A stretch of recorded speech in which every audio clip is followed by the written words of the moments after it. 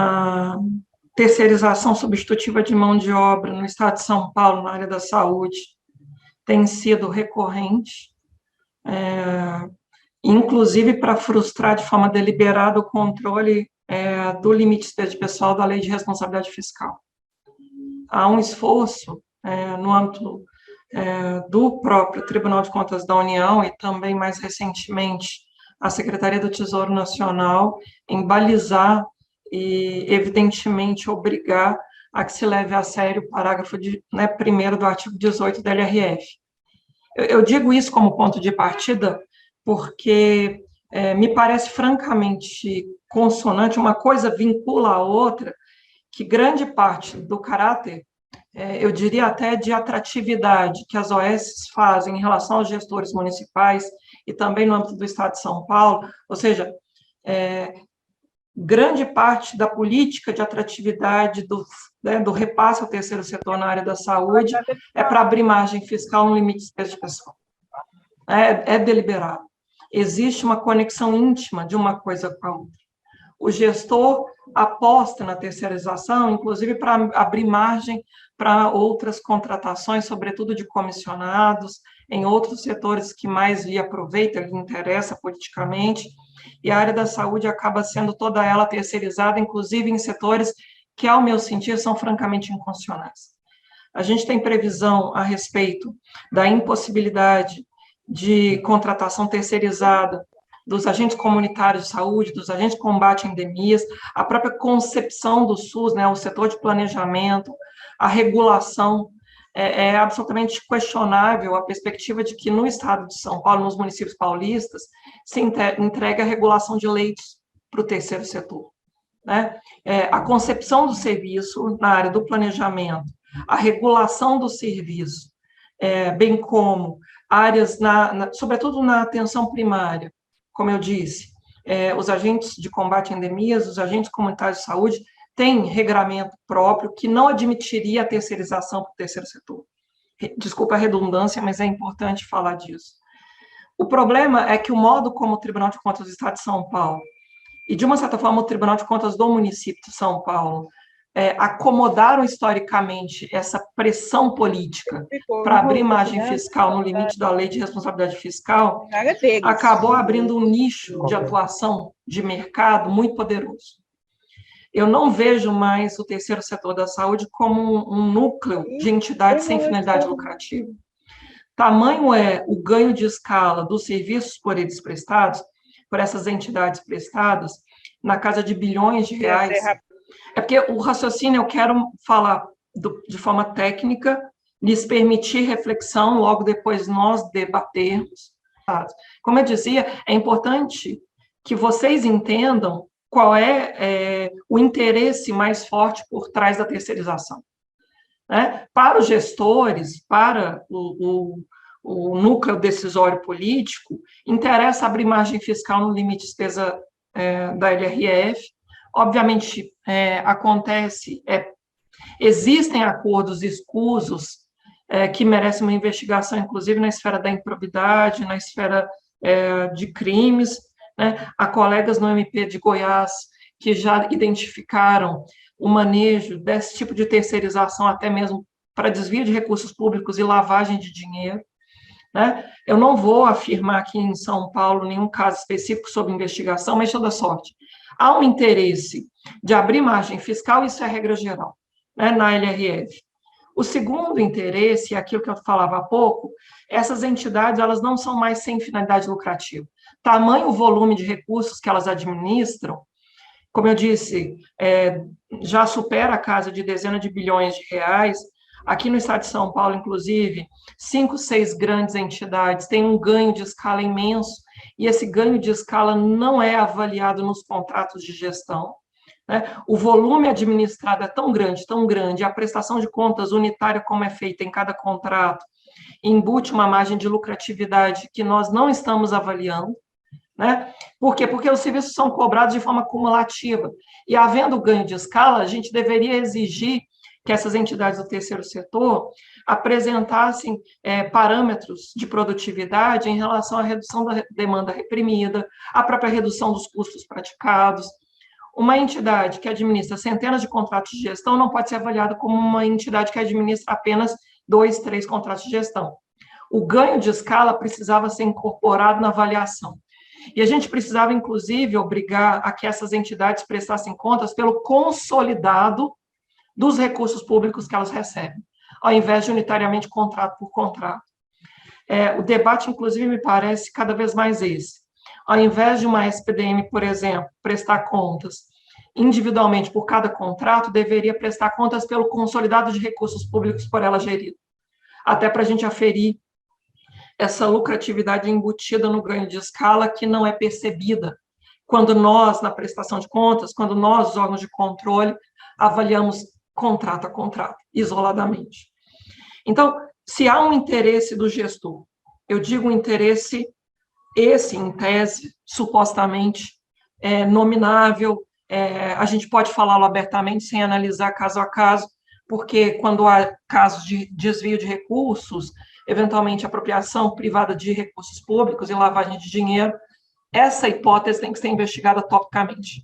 Eu não vou afirmá-la de forma genérica. Mas a hipótese de que a maioria dos gestores almeja burlar o limite da despesa de pessoal da LRF, ela é possível de ser afirmada. Já há estudos da própria Confederação Nacional dos Municípios que apontam isso. A maioria dos gestores pretende essa finalidade, e que é, de uma certa forma, acomodada, acolhida pelo Tribunal de Contas do Estado de São Paulo.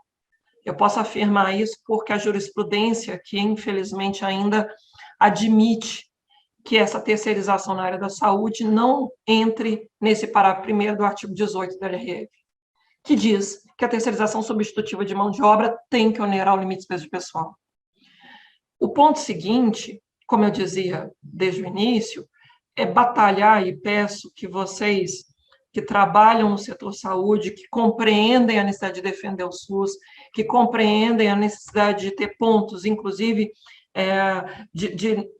eu diria, de proteção substantiva, de não deixar que a terceirização entre nesses núcleos, que comece a impugnar a terceirização do planejamento, a terceirização da atenção primária, a terceirização da regulação. Se eu pudesse lhes propor uma atuação pragmática, inclusive impugnando judicialmente, seria levantar todos os casos de entrega por meio de contrato de gestão para as organizações sociais no estado de São Paulo, de terceirização da atenção primária à saúde com agentes comunitários de saúde, agentes de combate a endemias e a própria perspectiva de entrega de regulação de leitos para as OS.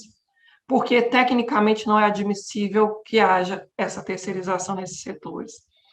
Um ponto de partida relevante, tal como eu falava há pouco, é que o mercado da saúde suplementar está sofrendo transições muito fortes.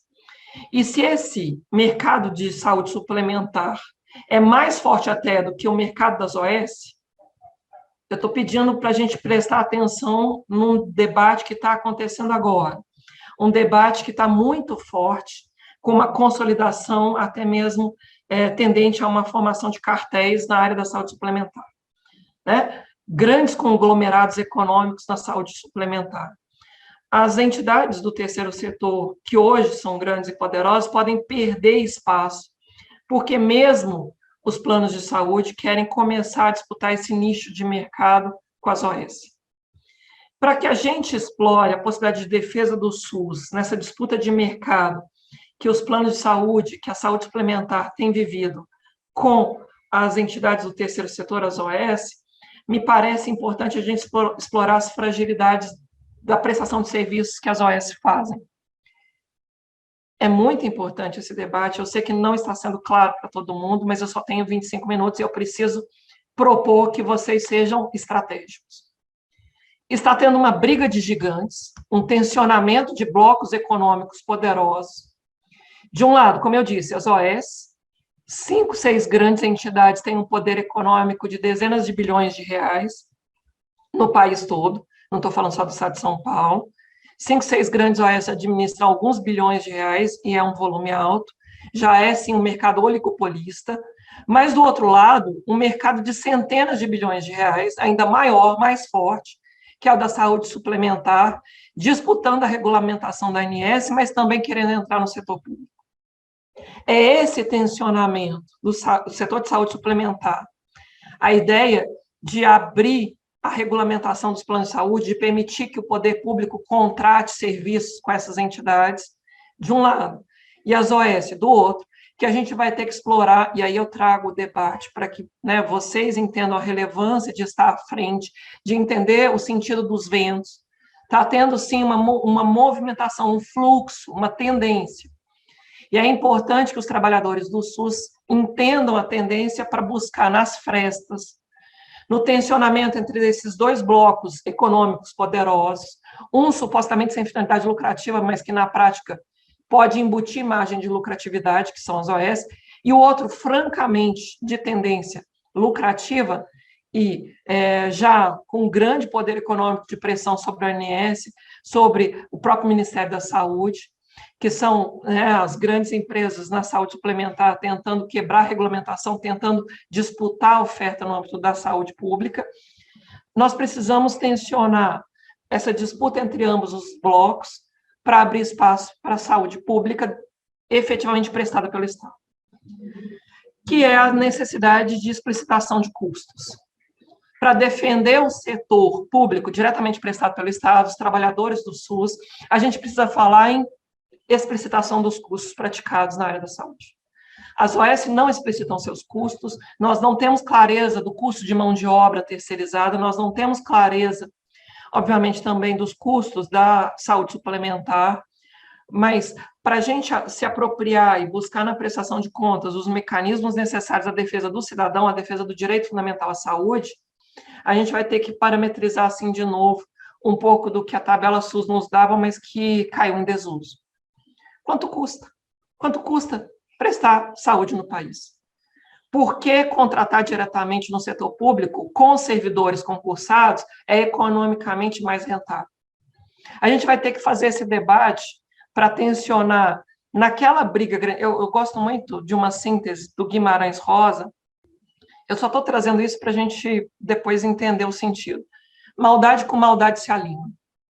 A frase de Guimarães Rosa que eu trago para debate é essa. Se eu tenho dois grandes grupos econômicos disputando o SUS, OS de um lado, saúde suplementar do outro, buscando mudar a regulamentação via ANS e via Ministério da Saúde.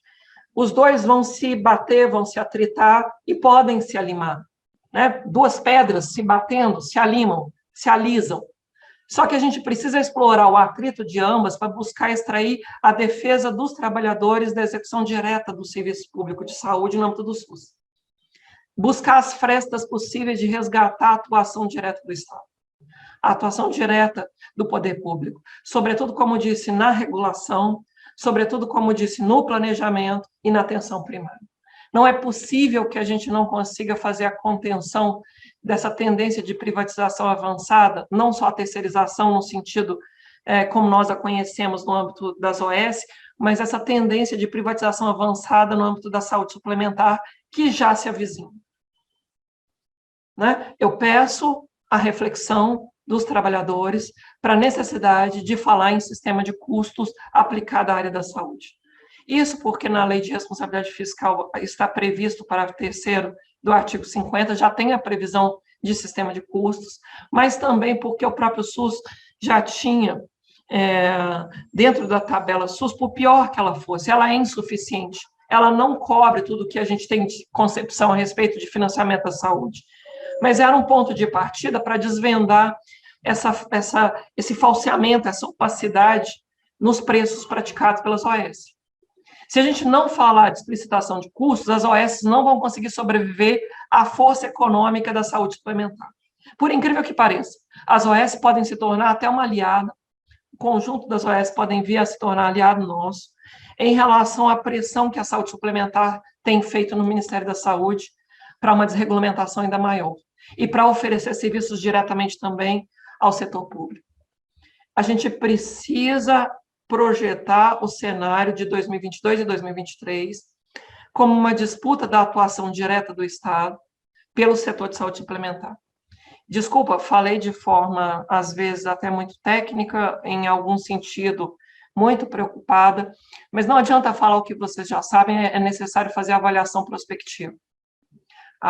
O debate é um debate que vai tensionar muito ainda este ano, e a depender do cenário eleitoral, muito a partir dos próximos anos, para que essa saúde suplementar ingresse na oferta direta de planos de saúde, seja para servidores, para grupos, inclusive muito poderosos, mas também oferecendo nichos de atuação direto no SUS. Eu vejo grupos de saúde de suplementar realmente agora muito organizados para desestruturar a própria capacidade de oferta integral, de oferta ampla do SUS. Eu estou pedindo apenas sistema de custos e defesa de 3 grandes nichos que eu diria de atuação exclusiva da execução direta do poder público, que é planejamento, regulação e atenção primária, sobretudo os agentes de combate a endemias, os agentes comunitários de saúde. Eu sei que há servidores aqui que não estão nessas áreas, mas fazer a defesa a partir desse piso, desse ponto de partida nuclear, ajuda a defender o restante dos servidores da saúde. A gente precisa partir de um ponto em torno do qual qualquer terceirização ali é nula.